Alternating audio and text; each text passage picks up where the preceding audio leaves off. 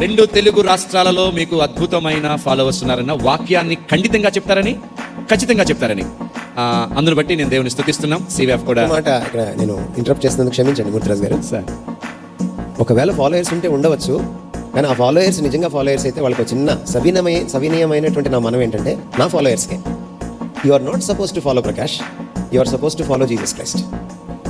ఇది ఒక్కటే నేను మీకు చెప్పాలనుకుంటున్నాను. అందుకు నేను అర్హుని కాదు, ప్రభు ఒక్కడే అనుసరించడానికి, గురువుగా పూజించడానికి అర్హుడు. కాబట్టి నాకు శిష్యులుగా సర్వ సృష్టికి వెళ్ళి సువార్త ప్రకటించి శిష్యులుగా చేయమన్నప్పుడు ప్రభు ఉద్దేశం ఏంటంటే ఆయనకు శిష్యుల్ని చేయమని, మనకి శిష్యుల్ని తయారు చేసుకోమని.